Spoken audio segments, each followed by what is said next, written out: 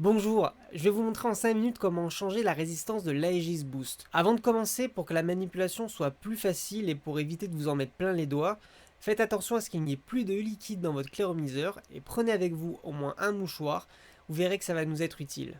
Dans un premier temps, on va venir séparer le clairomiseur de la batterie. Pour faire ça, vous avez un bouton derrière le clairomiseur, comme vous voyez ici. On vient appuyer dessus avec le pouce et on soulève. On appuie et on soulève. Une fois le clairomiseur et la batterie séparés, vous voyez apparaître en dessous du clairomiseur la fameuse résistance. Pour la faire sortir, vous avez seulement besoin de venir la soulever avec la clé fournie dans le kit ou si vous y arrivez avec les doigts. Et on n'a plus qu'à venir la tirer. Une fois retirée, vous pouvez passer un petit coup de mouchoir partout où le liquide aurait pu couler.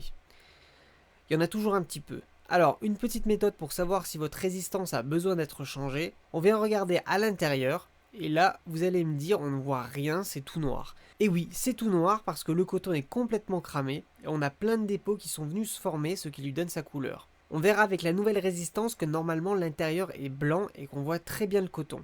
Donc cette ancienne résistance, vous allez pouvoir la jeter, vous en avez plus besoin, vous pouvez prendre la nouvelle résistance. Et comme vous voyez, cette fois-ci le coton est parfaitement blanc et on voit même la résistance au centre.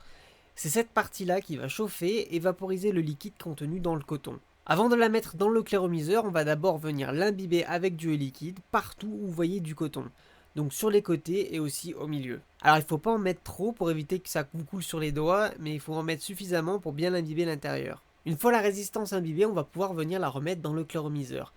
Mais attention, il y a une chose extrêmement importante que vous devez savoir, c'est le sens dans lequel on va venir la mettre. Regardez. Sous la résistance, alors déjà vous avez des informations qui sont écrites, la valeur de la résistance, donc là on voit que c'est une résistance de 0,4 ohms, et vous avez aussi la plage de puissance sur laquelle vous allez pouvoir vaper avec cette résistance. Donc là, entre 25 et 33 watts. Donc ce que je voulais vous montrer, c'est ça. Vous voyez que la base de la résistance a des bords arrondis et des bords plats.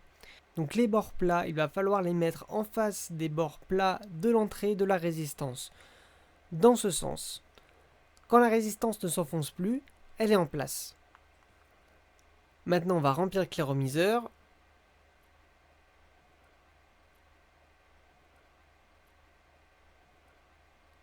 Une fois qu'il est rempli, on va venir fermer l'airflow. Donc l'airflow, c'est le trou qui permet à l'air de passer.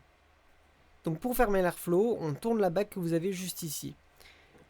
Et on fait 2 aspirations. Alors il ne va pas y avoir de vapeur qui va sortir du clairomiseur. Cette opération permet de créer un appel d'air et ça permet de forcer le liquide à rentrer dans la résistance. Une fois que c'est fait, on vient rallumer sa batterie, on vient mettre le clairomiseur dessus. Et là, comme vous pouvez le voir, on a un nouvel affichage sur l'écran qui nous indique New Coil avec en dessous la valeur de la résistance.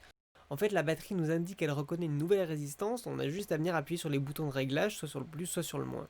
Et on n'oublie pas de venir ouvrir l'airflow.